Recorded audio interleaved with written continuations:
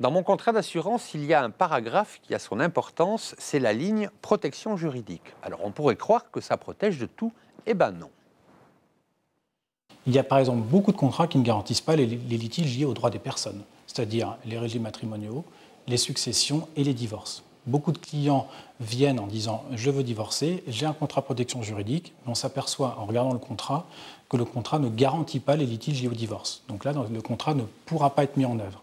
C'est aussi très courant en droit de la construction. Il y a beaucoup d'assurances qui ne couvrent pas ces litiges, alors que ce sont des procès qui peuvent coûter très cher, notamment en frais d'expertise, parce que là, vous pouvez avoir des dizaines de milliers d'euros à avancer dans un premier temps. Mais avant d'aller voir le juge, il est normal d'aller consulter un avocat pour essayer de régler le problème à l'amiable. Mais là aussi, attention. Très souvent, les protections juridiques vont couvrir le procès et pas les démarches amiables.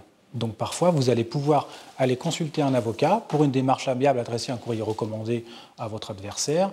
Eh bien, l'assurance va vous dire, comme il n'y a pas encore de litige, je ne vais pas vous garantir. Donc ça, très souvent, il y a une exclusion là-dessus.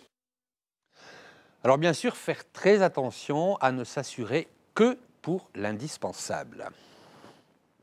Il faut toujours être prudent. On peut faire un calcul bénéfice-risque, parce qu'après tout, chaque assuré doit faire ce calcul. Ce n'est pas la peine de souscrire des contrats à protection juridique alors qu'on est profession libérale pour couvrir un litige lié au droit du travail, parce que de toute façon, vous savez que vous n'en aurez pas besoin.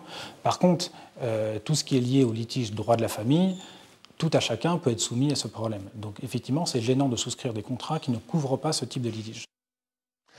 Alors un conseil, mettre en concurrence les contrats proposés et ne pas hésiter à chercher la petite bête avec votre assureur parce qu'il est là aussi pour vous rassurer.